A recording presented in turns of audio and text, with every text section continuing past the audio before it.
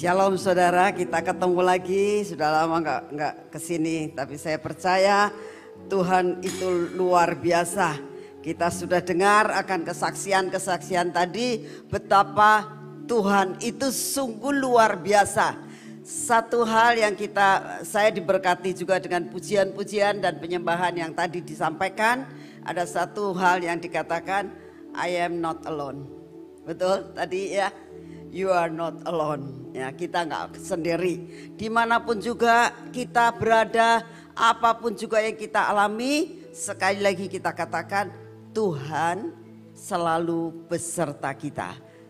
Tuhan itu Immanuel, ya. Dimanapun juga Tuhan selalu menyertai kita. Amin. Yuk kita siapkan hati. Bapak, sampaikan apa yang menjadi isi hatimu pada pagi hari ini ya Tuhan, supaya kami lebih lagi mengerti siapa Engkau yang sebenarnya. Dan sebenarnya apa Tuhan yang Engkau inginkan di dalam kehidupan kami sebagai anak-anak-Mu. Biarlah kami tetap dapat mengikut Engkau, mengasihi Engkau Tuhan sampai garis akhir. Dalam nama Tuhan Yesus. Amin. Saudara, hari ini saya ingin sampaikan sesuatu tentang mewarnai dunia, ya. Mewarnai dunia. Sebenarnya ini yang Tuhan inginkan di dalam masa-masa sekarang ini. Tidak ada satupun di antara kita yang tidak punya masalah, ya. Dan biasanya dengan masalah demi masalah yang kita hadapi, itu di tengah jalan kita akhirnya terputus. Nah, satu ayat yang kita akan baca dalam Galatia 3 ayat 3. Ini warning buat saudara dan saya. Jangan sampai kita memulai segala sesuatu dengan luar biasa. Pengalaman-pengalaman dengan Tuhan yang luar biasa. Tetapi akhirnya kita tidak nyampe destiny kita. Ya. Kita baca dalam Galatia 3 ayat 3 dikatakan gini. Adakah kamu sebodoh itu, kata Rasul Paulus. Ya. Ini suatu warning, suatu peringatan buat saudara dan saya saat-saat masa-masa sekarang ini. Masa-masa akhir zaman ini. Betapa banyaknya masalah yang kita hadapi. Banyak sekali persoalan yang kita hadapi. Akhirnya kita putus di tengah jalan. Ya. Firman Tuhan katakan, adakah kamu sebodoh itu? Ya. Ini benar-benar suatu peringatan buat saudara dan saya di akhir zaman ini. Adakah kamu sebodoh itu? Kamu telah mulai dengan roh. Maukah kamu sekarang mengakhirinya di dalam daging? Ini suatu pertanyaan saudara. Ya. Kamu ini sudah memulai di dalam roh. Maukah kamu sekarang ini mengakhirinya di dalam daging? Ini suatu peringatan saudara. Karena banyak sekali kalau kita tanya, mau enggak kamu sudah berjalan di dalam roh lalu kamu berjalan di dalam daging? Semua yang ada di tempat ini yang streaming pada pagi hari ini semua akan katakan enggak mau. Betul enggak? Betul enggak? Kita enggak akan mau. Kita memulai segala sesuatu di dalam roh, kita akan mengakhiri di dalam roh. Itu kerinduan kita. Tapi berapa banyak, apalagi akhir zaman ini. Berapa banyak kita mengakhiri segala sesuatu dalam daging. Apa artinya mengakhiri di dalam daging? Artinya meninggalkan Tuhan. Mengikuti kehendak diri sendiri. Contohnya banyak sekali saudara. Kalau kita lihat akan perjalanan kehidupan Raja Saul. Ya. Sebelum jadi raja, begitu dia itu orang yang humble. Ya. Begitu orang yang takut menghadapi segala sesuatu. Begitu orang yang dapat dikatakan tidak berani apapun juga. Ikut Tuhan dengan sungguh-sungguh. Tapi pada saat dia sudah meraih segala sesuatu. Pada saat dia merasakan ada ketakutan yang luar biasa. Saat orang Amalek itu mengepung dia. Saat musuh mengepung dia. Kejepit dianya Dan dikatakan ternyata Samuel gak datang-datang. Dia ada di dalam keadaan yang terjepit. Dan apa yang dia lakukan? Dia memilih daging. Dia melakukan segala sesuatu sudah di dalam roh. Tapi mengakhiri dalam daging. Tidak sedikit hamba-hamba Tuhan. Pendahulu-pendahulu kita di dalam Alkitab. Itu berapa banyak yang seperti itu. Saya kalau bacakan kesaksian demi kesaksian dari hamba-hamba Tuhan. Seringkali mereka tuh mengatakan. Mereka ini bisa dipakai Tuhan luar biasa banget.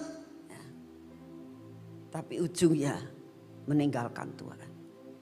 Diakhiri dengan daging. Sedangkan yang Tuhan rindukan dalam hidup saudara dan saya. Diawali di dalam roh, diakhiri di dalam roh. Bagaimana kita bisa untuk melakukan hal ini? Kalau saudara dan saya bisa mewarnai dunia. Ya. Tuhan rindu saudara dan saya bisa mewarnai dunia. Ya. Kita akan baca bagaimana caranya kita ini bisa mewarnai dunia. Ya. Kita baca di dalam 1 Samuel 1 ayat 24. Yang pertama, bagaimana kita bisa mewarnai dunia, yaitu pengorbanan. Pengorbanan, mewarnai dunia dibutuhkan pengorbanan, saudara. Kita memulai segala sesuatu di dalam roh itu dibutuhkan pengorbanan. Segala sesuatu kita ingin mewarnai di sekitar kita. Menjadi berkat di sekitar kita. Satu yang Tuhan rindukan, kita harus berani berkorban. Kita sekali lagi kita baca dalam 1 Samuel 1 ayat 24. Kita belajar dari seorang ibu. Ya. Seorang ibu yang benar-benar berani berkorban. Sampai dia bisa mewarnai dunia.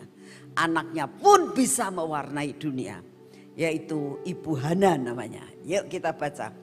Setelah perempuan itu menyapih anaknya yaitu Hana. Menyapih anaknya, dibawanyalah dia. Siapa yang dibawa? Anaknya. Siapa anaknya? Samuel. Dia membawa Samuel dengan membawa seekor lembu jantan yang berumur 3 tahun. 1 eva tepung dan sepuyung anggur. Lalu diantarkannya ke dalam rumah Tuhan di Silo. Waktu itu masih kecil betul kanak-kanak itu. Saudara, kita baca ayat ini dikatakan ya. Dia menyapi anaknya. Itu dikatakan anak itu masih kecil betul. Karena anak yang disapi itu kurang lebih umur 3 tahun itu ya. Antara 3 tahun 4 tahun. Dia mau apa yang dijanjikan digenapkan. Tidak mudah saudara untuk menggenapi janji. Berapa banyak suatu pernikahan akhirnya terjadi perceraian. Lupa dengan janji dia di depan altar. Karena apa? Masalah-masalah seperti yang diceritakan dalam kesaksian dari gembala saudara. 13 tahun tidak punya anak. Ini masalah. Gak punya keturunan. Masalah. Lupa dengan janji nikahnya. Dalam keadaan susah, dalam keadaan senang, begitu kan? Kalau setiap kali pernikahan itu kan begitu. Dalam keadaan susah, dalam keadaan senang, dalam keadaan miskin maupun kaya. Begitulah ya. Dalam keadaan sakit maupun sembuh ya. Tidak akan meninggalkan. Hanya kematian yang memisahkan, begitu kan? Itu sampai apal, terutama pendetanya ya. Apal dengan apa janji nikah itu ya. Tapi begitu masalah yang begitu amat besar dalam kehidupan, lupa yang begitu. lupa sudah. Sampai ingin mengakhiri pernikahannya. Betapa banyaknya kita tidak bisa mewarnai dunia. Tidak bisa menggenapkan semua janji yang saudara dan saya pernah ikrarkan di hadapan Tuhan. Tapi wanita ini enggak. Dia bertahun-tahun enggak punya anak yang namanya Hana itu. Bahkan dia mengalami penderitaan dengan rivalnya, yaitu madunya yang namanya Penina. Diejek setiap kali. Dan setiap kali pergi untuk beribadah, diejek. Kamu dapat sebagian, aku dapat bagian saya, anak-anakku dapat banyak semuanya, kamu dapat cuma satu. Itu sangat menyakitkan. Apapun yang dilakukan itu sangat menyakitkan, saudara. Tetapi kita lihat apa yang dialami Hana. Dia memulai di dalam roh dan dia mengakhiri di dalam roh. Tiba-tiba Tuhan dengar doanya. Seperti yang diceritakan oleh hamba Tuhan gembala saudara tadi. Didengar doanya. Dan akhirnya hamil. Dan akhirnya punya anak. Laki-laki lagi anaknya. Wah, itu sesuatu hal yang luar biasa. Saya percaya Elkana senang sekali punya anak dari Hana. Hana juga merasakan, tuh aku sekarang juga punya anak. Bukan kamu saja yang punya anak, saya juga punya anak. Gembiranya luar biasa. Dan biasanya saudara, kalau sudah punya anak seperti itu anaknya jadi nakal. Saya teringat akan satu keluarga yang ada di kota Sion di Cirebon ya. Dia punya anak satu perempuan, anak kedua perempuan. Nah anak keduanya ini sudah SMA saudara. Ya. Tiba-tiba dia hamil. Suatu saat dia datang ke rumah saya dan dia katakan begini. Bu Nani aku hamil, ya puji Tuhan loh. Kok puji Tuhan aku nih malu. Kenapa malu, kamu punya suami aja. Saya bilang kenapa malu. Anakku sudah SMA, ngerti saya bilang. Anakku sudah SMA 1 bu, iya ya ngerti. Ya aku malu, masa anakku sudah SMA 1 kok aku punya anak. Ya gak usah malu saya bilang. Kenapa kamu mesti malu? Kecuali kamu hamil di luar daripada pernikahan kamu, itu kamu patut malu. Tapi aku malu. Jadi mau tak gugurkan, tapi aku takut. Takut sama siapa? Ya takut sama Tuhan. Tapi aku mau gugurkan, dia bilang. Kamu mau gugurkan? Ya. Kalau ternyata anakmu laki, gak peduli. Mau nanti anakku yang dalam kandungan ini laki atau perempuan, tapi saya mau gugurkan. Saya bilang kenapa? Aku malu, hanya karena malu. Saya bilang gak lucu loh, alasannya gak bisa masuk akal. Saya bilang gitu tetap. Ya. Singkat cerita, kamu ke saya mau apa? Ya mau tanya Tuhan, lucu gak ya? Dia bilang, saya mau berdoa sama Ibu Nani, saya itu boleh gak menggugurkan? Wes gak usah doa. Saya bilang gitu, pasti gak boleh. Terus dia diem aja, gak usah doa. Saya gak mau doain kamu. Jadi gimana? Gak usah digugurkan. Sudah pasti Tuhan gak berkenan. Gugurkan anak tuh gak berkenan. Kamu tahu gak sih? Kalau ini mujizat buat hidup kamu. Ini mujizat. Sudah sekian tahun. Anakmu SMA itu paling enggak itu kan sudah 15 tahun ya. Terus punya anak tuh anugerah saya bilang. Enggak semua orang punya kesempatan seperti kamu. Terus dia bilang, boleh enggak saya ke Bandung dulu. Kamu mau ke Bandung mau apa? Mau ke dokter. saya minta tanda dari Tuhan.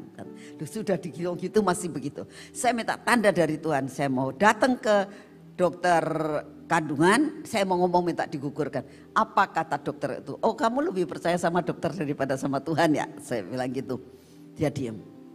Tapi nekat saudara, tetap dia pergi ke Bandung dan dia periksa ke dokter.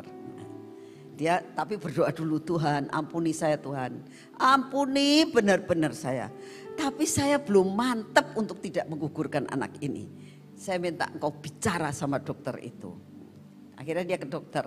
Dan tepat waktu dokter itu mengatakan, ya diperiksa, ya kamu sedang mengandung. Kayak gitu. Dok, satu permintaan saya, boleh enggak anak ini digugurkan? Dokter kaget. Mau kenapa kamu gugurkan? Terus dia cerita begini-begini. Tidak. Nah dari situ dia lebih percaya saudara. Daripada omongan pendeta ya. Dia gak percaya. Jadi gak usah dok. Enggak. Dok aku boleh kasih obat. Tak kasih vitamin kata dokternya. Kok vitamin? Iya. Biar anak ini karena kamu sudah umur lebih dari 45 tahun dia bilang. Jadi ini anak perlu dapat vitamin supaya anak ini betul-betul baik. Nah, akhirnya singkat cerita anak itu lahir. Anaknya laki saudara. Nah dia begitu sukacita banget punya anak laki saudara. Sampai anak itu jadi raja di rumahnya. Pembantunya 5 hanya khusus melayani si raja kecil. Yang mau digugurkan ini. Ya. Saya sampai ngapain kamu ini suster sampai 5. Ya ini papanya takut jatuhlah, takut inilah, takut itulah apa. Saudara ujungnya ya, karena dia tidak serahkan itu kepada Tuhan. Dari awal dia sudah ditolak. Apa yang terjadi saudara? Dia anak yang sungguh-sungguh menyusahkan orang tua. Sekolah gak ada sekolah yang mau terima dia. Dari TK dikeluarkan. SD dikeluarkan. Semua sekolah di kota Cirebon gak mau terima anak-anak ini. Karena raja benar-benar. Homeschooling di rumah nggak pernah mau. Sampai anak ini SD dibeliin rapot, sampai SMP dibeliin rapot, nggak ada mau sih. Tapi papa suka ya, jadi lakukan hal itu. SMA dibeliin rapot. Jadi apa anak itu? Sampai dengan detik sekarang. Sangat menyusahkan. Karena apa? Dari awal dia sudah mau menyerahkan kepada Tuhan. Berjalan di dalam roh. Ya. Tapi begitu dia mendapatkan sesuatu, dia berjalan di dalam daging. Tidak semudah kata-kata saudara. Tapi hari ini saya rindu kita belajar seperti Hana. Sekalipun ini anak adalah anak yang dijanjikan oleh Tuhan, dia punya anak yang sebetulnya dia sudah tidak mungkin dia punya anak. Tapi dia tetap menyerahkan kepada Tuhan. Apa yang dijanjikan itu digenapkan dia. Dikatakan di sini, dia memberikan lembu. Dia memberikan tepung, dia memberikan anggur. Semuanya komplit untuk dipersembahkan kepada Tuhan. Dan Tuhan menerimanya sekalipun itu anak masih kecil. Saudara, saat saya sedang merenungkan masalah Hana ini, saya berpikir begini saudara.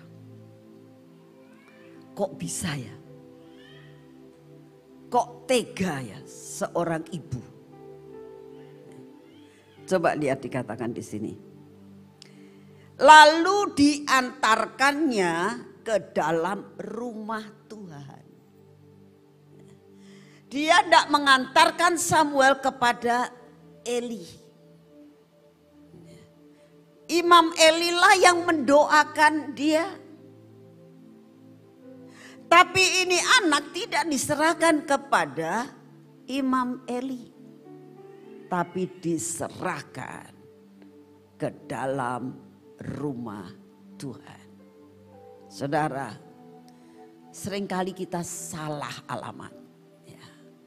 Kita terima kasihnya sama pendeta. Kita terima kasihnya kepada hamba Tuhan.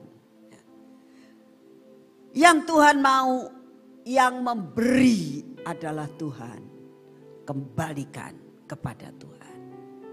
Dia serahkan anak itu ke rumah Tuhan. Ayat 25 dikatakan begini. Setelah mereka menyembelih lembu, mereka mengantarkan kana itu kepada Eli. Lalu kata perempuan itu, mohon bicara tuanku, demi tuanku yang hidup.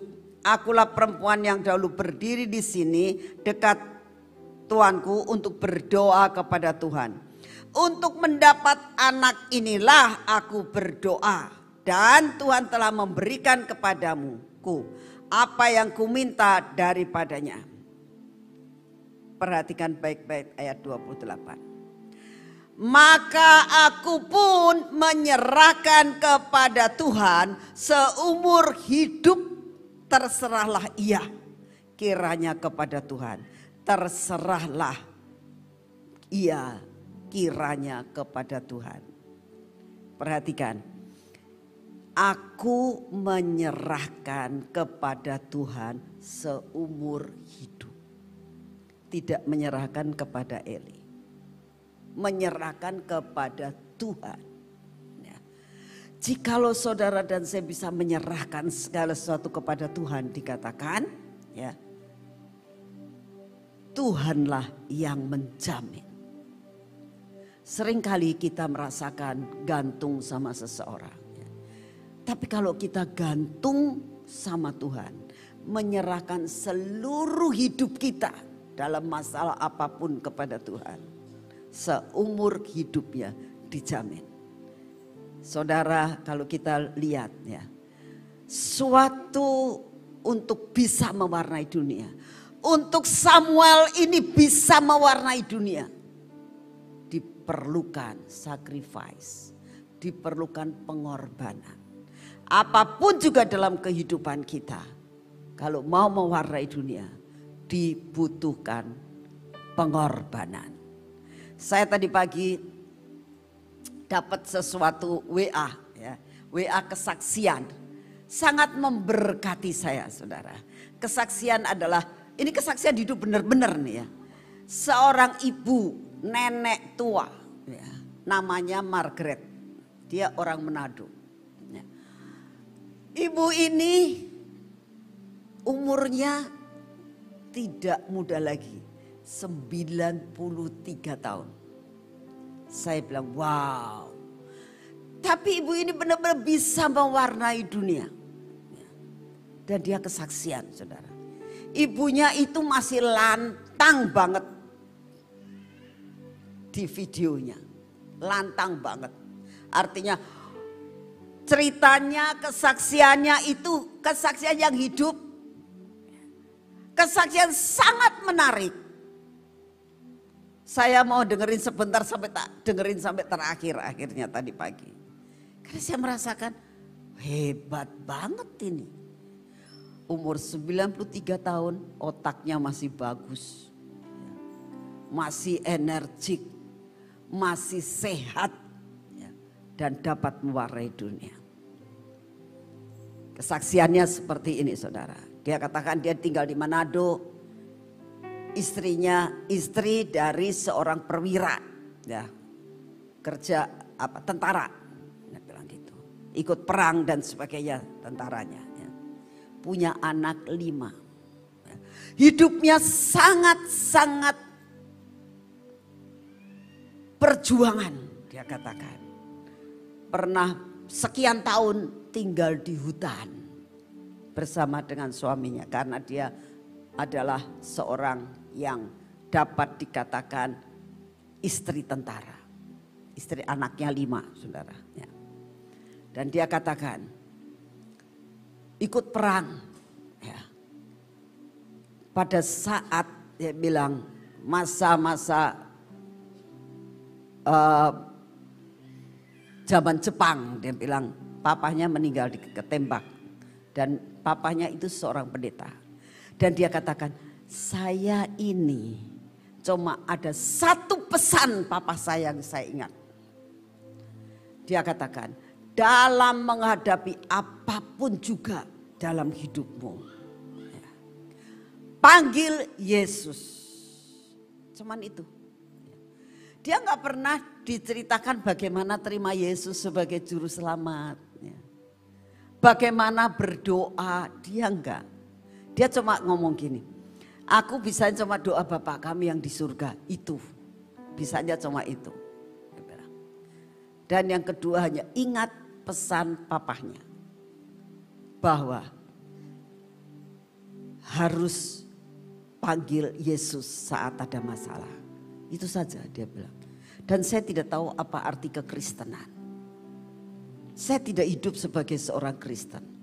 Saya hidup menjalani kehidupan. Singkat cerita, suaminya meninggal. Dia harus menghidupi anak 5, saudara. Ya. Dan dia katakan, saya sebagai perawat, ya, saya kerja sebagai perawat, saya kerja sebagai tukang pijet. Ya. Dia hidupnya sangat-sangat menderita. Ya. Tapi dia selalu katakan, aku mau tetap kuat. Saya mau berkorban apapun juga buat anak-anak saya. Aku mau jadi berkat, bisa mewarnai dunia dimanapun juga aku berada. Dia seorang istri, ya, seorang ibu dengan 5 anak. Hidupnya hanya sebagai tukang pijet. Tapi benar-benar dia bisa mewarnai dunia. Saya dorong kepada para orang tua di sini, para ibu-ibu semuanya. Kalau sampai ditinggal suami, ya, sudah, itu semua sudah. Jangan suka menyesali nasib. Ya, tidak ada gunanya. Hidup harus menghadapi segala-galanya.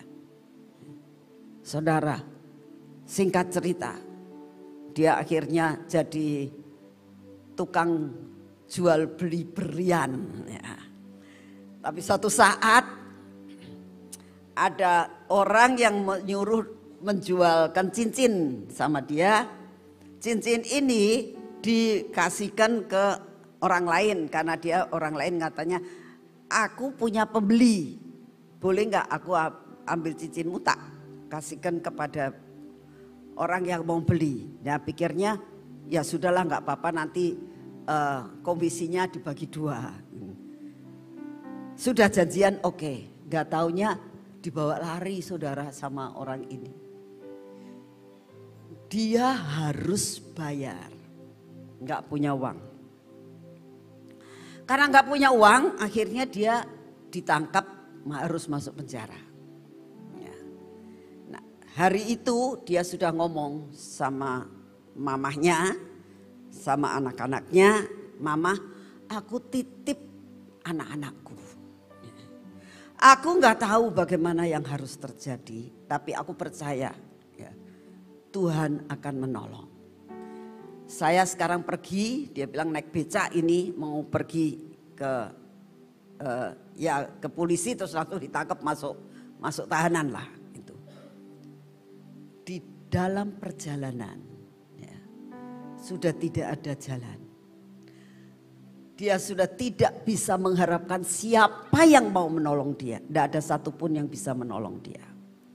Tiba-tiba, nah ini lihat saudara, Immanuel, Tuhan beserta. I am not alone. Ingat, dalam masalah apapun, ingat, I am not alone. Ya. Di beca, itu tiba-tiba dia ingat suara papanya. Nah, dalam menghadapi apapun juga panggil Yesus. Di situ dia berdoa. Dia bilang, Tuhan, aku panggil namamu. Tolong masalahku. Walaupun aku tidak tahu, tidak bakal aku bisa tahu masalahku jadi apa. Tolong anak-anakku. Dia cuma begitu saudara. Loh, tiba-tiba teman dari suaminya, perwira juga, perwira tentara, naik mobil bisa deketin becaknya dia. Dia tanya, kamu mau kemana Jeng? Gitu. Saya ada perlu gitu. Mampir ke kantor saya dulu. Dia bilang mau ada apa? Mampir ke kantor saya yuk. Gitu. Itu perwira itu turun, becaknya dibayarin. Ayo turun ikut saya naik mobil. Dibawalah dia ke kantor. Tapi di perjalanan dia nangis. Ditanya sama perwiranya, kenapa kamu nangis? Itu nggak apa-apa, saya nanti telat. Dia bilang, kamu mau kemana? Kamu tak tanya kamu mau kemana, nggak jawab, kok nangis? Kamu cerita sama saya, kamu ada apa? Akhirnya dia cerita. Diem aja perwira itu, sampai di kantor dibukakan cek sama perwira itu. Dia ngomong sama supirnya, bawa ibu ini ke kantor polisi, bawa cek ini buat bayar semua utangnya dan dia bawa lagi ke kantor saya. Saudara, dibayari. Nah, selesai dibayari, bebas kan dia? Dia sampai Tuhan, kok ternyata hanya aku memanggil Yesus bisa kejadian seperti ini. Ingat, ya, I am not alone. Sampai di perjalanan dia takut. Aduh, dia bilang, aku janda. Dia waktu itu masih muda, cantik. Orang Manado tuh cantik-cantik. Dia bilang, Tuhan, dia doa lagi, Tuhan, jangan sampai aku ditolong ini membayar dengan tubuhku. Dia bilang, aku enggak mau Tuhan. Aku tidak mau ngotorin tubuhku. Dia cuma berdoa gitu.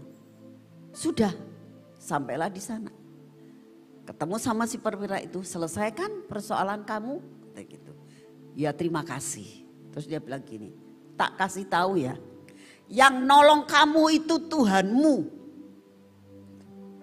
Dia melongo. Kamu tahu nggak? Saya biasanya kalau ke kantor nggak pernah lewat jalan itu. Jalan di mana aku ketemu kamu. Tiba-tiba saya ngerasa pengen harus jalan ke situ. Dan saya kok lihat bisa memperhatikan becak yang ada di depan saya. Dan ternyata kamu, dan saya turun. Dan saya juga heran kenapa saya ngajak kamu ke kantor, saya mau apa? Dan kamu tahu nggak bahwa kalau saya bayarin itu, yang bayarin itu Tuhanmu, bukan saya. Kamu gak usah khawatir, gak usah takut, kamunya nanti mau tak jadikan apa buat diriku. Jangan takut saya mencemari tubuhmu, gak bakal. Yang nolong kamu adalah Tuhan. Saudara, lalu dia pulang. Dari kesaksian ini dia bisa mewarnai dunia. Umurnya sudah 93 tahun. Saya bilang hebat banget. Ya. Diberkati Tuhan luar biasa. Sekali lagi kesetiaan. Dianya berani. Sekalipun dia tahu pada saat dia mengambil barang itu, ya, lalu dijual, dia tetap tanggung jawab. Ya, dia tetap tanggung jawab. Dia tidak mengatakan maaf saya nggak bisa bayar karena diambil orang. Ya, ini bukan saya jadi saya nggak bisa dong kamu salahin. Berapa banyak orang yang melemparkan kesalahan kepada orang lain. Belajar tanggung jawab. Apa yang kita lakukan kita tanggung jawab. Tuhan tetap dikatakan I am not alone. Ya. Kita nggak sendiri kok. Kita akan terus disertai oleh Tuhan. Kita lihat kehidupan Samuel. Samuel tetap terus dipeliharakan Tuhan. Ya. Coba saudara bayangkan, tinggal dalam keluarga yang berantakan. Ya. Anaknya 2 saja. Imam Eli itu tidak bisa ngatur. Masa anak dititipkan sama keluarga yang tidak bisa ngatur? Tapi satu perkara, ingat, Samuel tidak diserahkan kepada Eli. Serahkan kepada Tuhan seumur hidup. Saudara, belajar. Ya. Ada pengorbanan yang luar biasa. Karena pengorbanan yang luar biasa itulah yang dapat mewarnai dunia. Hal yang kedua, kalau kita melihat akan apa yang dialami oleh Samuel. Tinggal dan tidur di bait suci. Di ruang tabut. Dan dia tinggal di hadirat Tuhan. Jadi kalau saudara dan saya ingin bisa mewarnai dunia, gak ada cara lain. Begitu engkau bergaul dengan Tuhan, radiasi yang dari surga memenuhi hidupmu. Sehingga dimanapun kau berada, di situ membuat suasana yang berbeda. Di situ, di dalam keluarga, begitu kita datang, halo anak-anak, suasana sudah berubah. Saudara ketemu dengan beberapa orang, kita katakan halo. Begitu suasana sudah berubah. Inilah yang dinamai warna dunia. Dalam pergaulan, di rumah tangga, dimanapun juga bisa mewarnai dunia. Perlu yang namanya tinggal dalam hadirat Tuhan. Kita baca di dalam 1 Samuel 3 ayat yang ketiga dikatakan begini. Lampu rumah Allah belum lagi padam. Samuel telah tidur di dalam bait suci Tuhan, tempat tabut Allah. Maksudnya apa? Di dalam bait Allah itu ada yang dinamakan tabut. Ya. Tabut itu di situ ada 3 hal. Loh batu yang berisi 10 hukum Allah. Ya. Artinya ya, apa yang dinamakan hidup dalam lingkungan Tuhan. Ya. Jangan lupa baca Alkitab. Jangan lupa punya saat teduh di dalam Tuhan. Ya. Itu yang akan membuat hidup saudara itu bertumbuh. Itu yang membuat saudara bisa mewarnai dunia. Kalau engkau membaca firman Tuhan. Ya. Dikatakan yang kedua, ada mana. Ya. Percaya penuh Tuhan akan cukupkan dalam kehidupan kita. Yang ketiga ada tongkat Harun yang pernah berbunga. Artinya hidupnya dalam mujizat. Masih ada Tuhan, masih ada jalan, masih ada sesuatu hal yang mujizat bisa terjadi dalam hidup kita. Ya. Karena apa? Hidup bergaul dan ada di hadirat Tuhan. Saudara, kalau kita lihat daripada semuanya ini, kita bisa tahu ya. Memang tabut itu kita tahu sekarang tidak pakai adanya tabut ya. Tetapi saya beberapa hari ini waktu kemarin ada Yom Kippur ya, kita memang nggak merayakan Yom Kippur karena kita sudah ditebus dengan darah Yesus. Sedangkan Yom Kippur adalah masa pemberesan hidup di hadapan Tuhan. Tetapi kemarin pada masa Yom Kippur, kira-kira beberapa ini sekarang kan masa Sukot ya sudah. Itu ada perkara yang ajaib terjadi di kota Sion, saudara. Saya ingin sampaikan ini. Saya begitu merasakan, Tuhan, ini maksudmu apa? Begini, saudara. Saudara tahu bahwa di Sion itu ada taman Tuhan. Ya. Taman Tuhan itu mengalami mujizat, mengalami banyak hal yang terjadi, keajaiban-keajaiban. Ya. Di mana ada banyak sekali minyak-minyak yang keluar dari ornamen maupun dari daun yang dapat dikatakan daunnya bukan daun hidup tapi daun mati, daun plastik, saudara. Ya. Tapi saya merasakan ajaib. Banyak orang yang datang. Hanya 1 bulan dia ngomong begini, Bu, boleh nggak aku 1 bulan di kota Sion? Ya boleh aja. Saya juga nggak ngasih makan sendiri, indekos sendiri. Dia bilang, Bu, boleh nggak saya dicarikan tempat indekos yang dekat sekali dengan tempat ini. Supaya apa? Setiap hari saya bisa jalan dan datang kepada Tuhan. Luar biasa banget. Banyak yang mengalami kesembuhan, banyak yang mengalami mujizat-mujizat yang luar biasa. Doa-doa yang didengar oleh Tuhan. Itu tempat memang luar biasa Tuhan sedang kerjakan, saudara. Tetapi kemarin ini keajaiban terjadi, saudara. Apa keajaibannya? Keajaibannya adalah gini. Suatu saat saya dengar dari penjaga taman, Mami, mulai dari tempat depan pintu, baunya wangi banget. Kayaknya kata penjaga taman, mau ada minyak keluar, kata kayaknya. Cuma saya nggak tahu minyak keluarnya dari mana gitu. Mereka doa dan apa yang terjadi? Tiba-tiba ditabut. Tabutnya kecil sekali, saudara. Itu di sana ada tabut, ya. Di mana saya sering kali doa di tempat itu, di Maligai.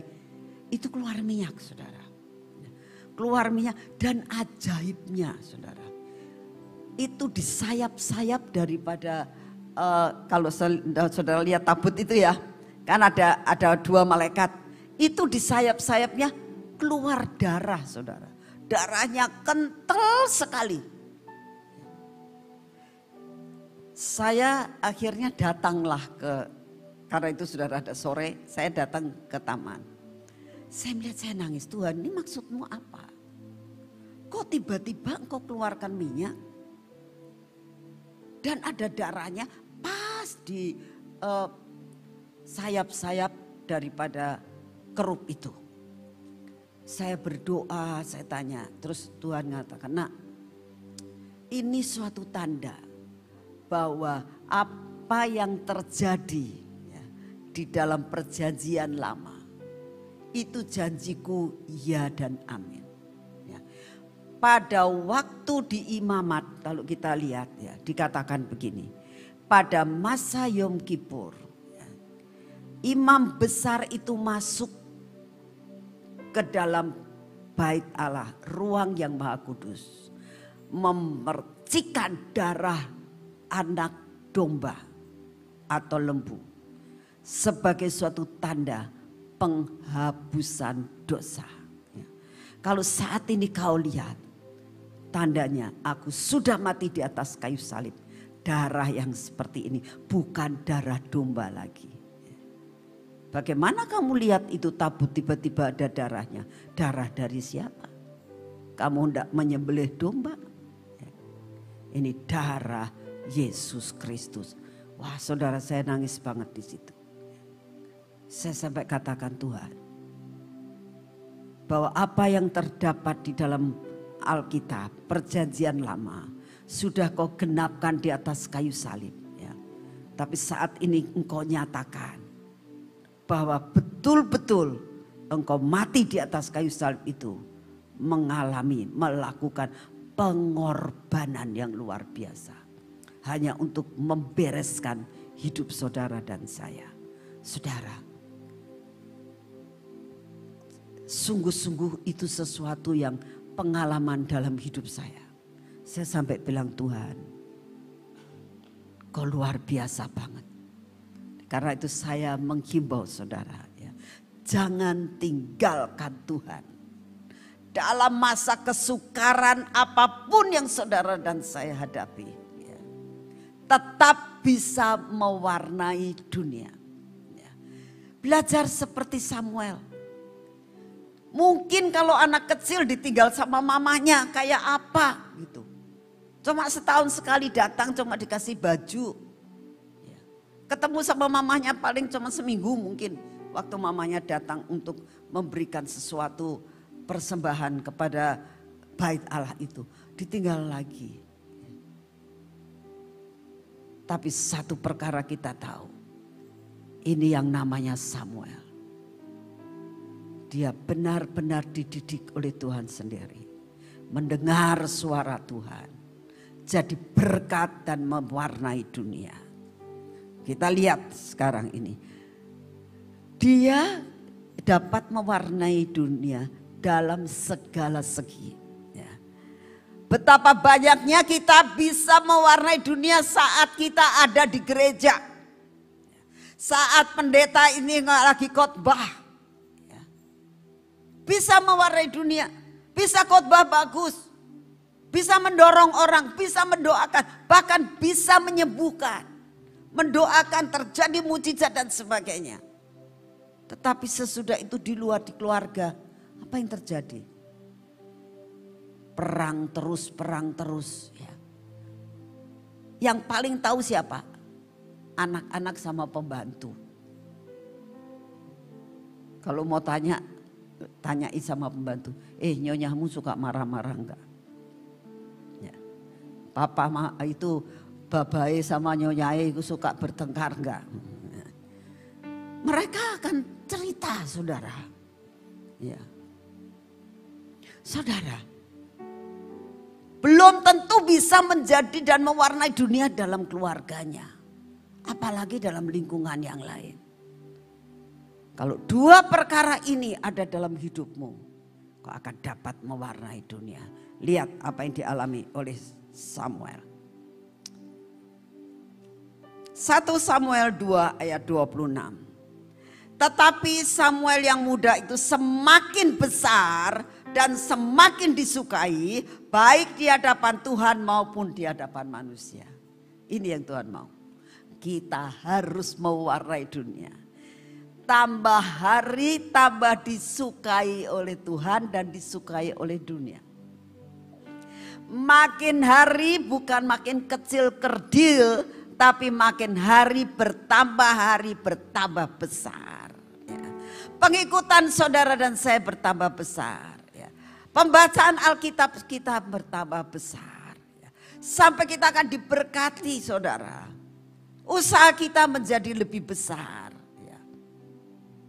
Tuhan akan memperluas segala sesuatunya. Ini yang Tuhan mau dalam hidup saudara dan saya.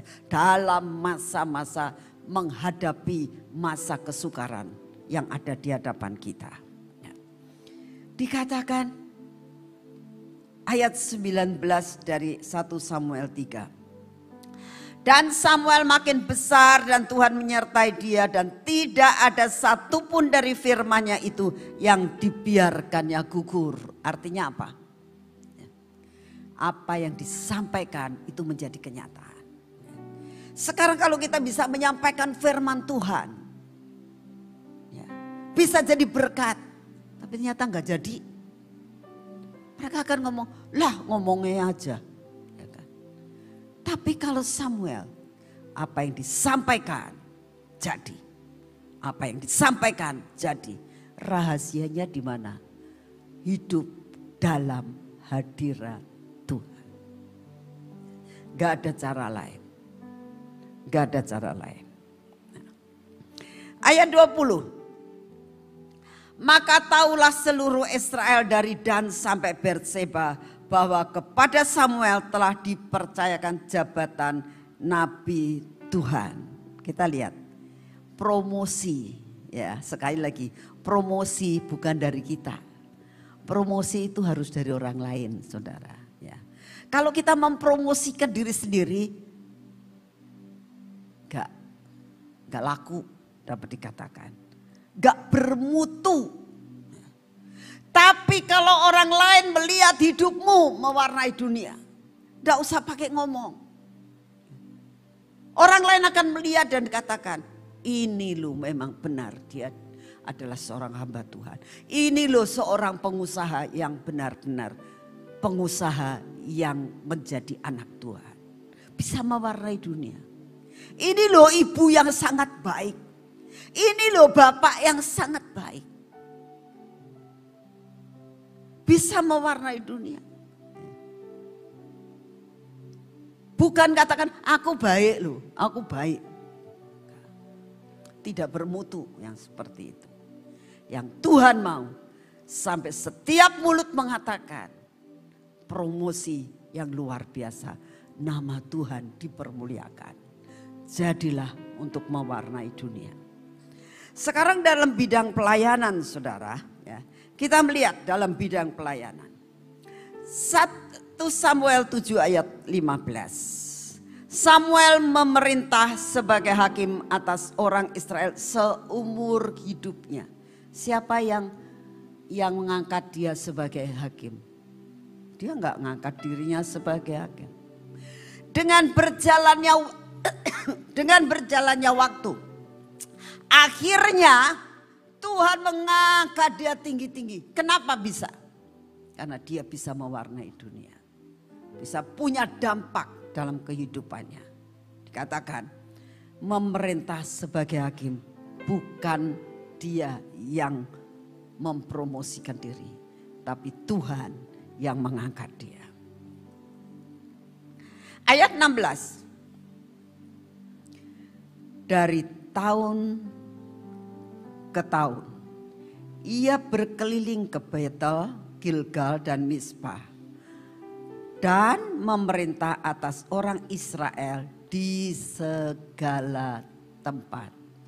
Seluruh Israel tunduk pada Tuhan selama hidup Samuel. Bukan hanya untuk keluarganya, tapi sampai untuk dunia dia bisa menjadi berkat. Bagaimana? Ini hal yang kita lihat ya, secara rohani ya. Dalam bidang pelayanan, dalam bidang materi harus bisa mewarnai dunia. Kadang-kadang bidang rohani kita bisa.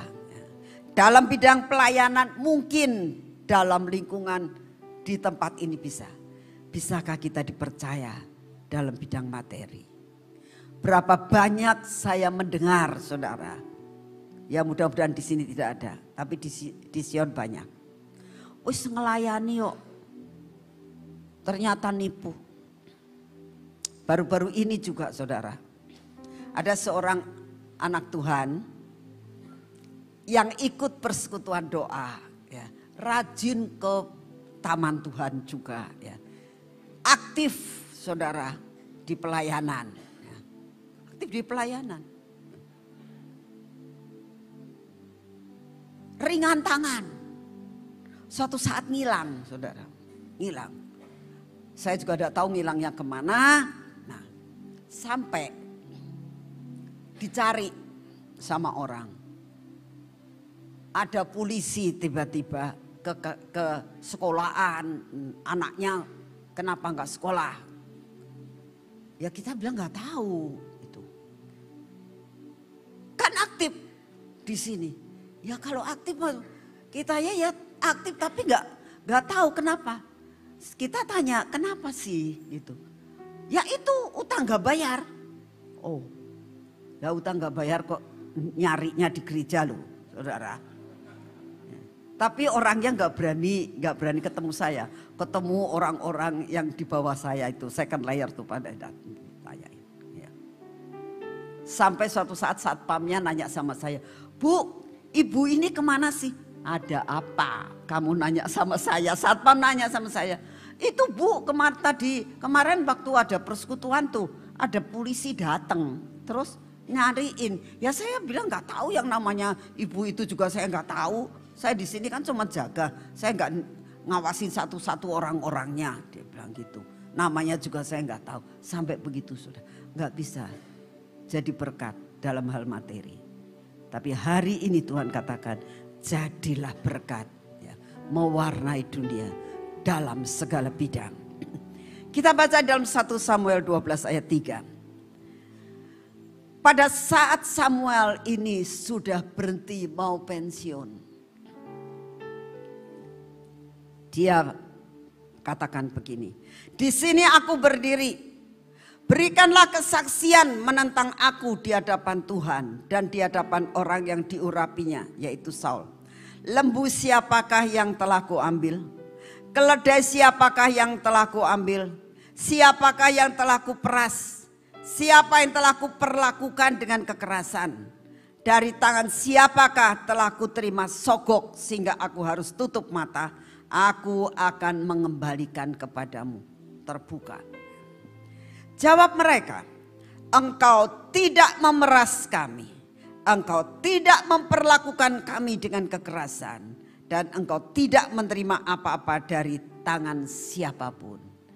Bersih, saudara. Dan inilah yang Tuhan rindukan. Bersih di hadapan Tuhan. Dan bersih di hadapan manusia. Percaya saudara, dalam menghadapi apapun, kita harus bisa mewarnai dunia. Contoh lagi, Yusuf. Yusuf itu bisa mewarnai dunia. Dia ditekan sedemikian rupa.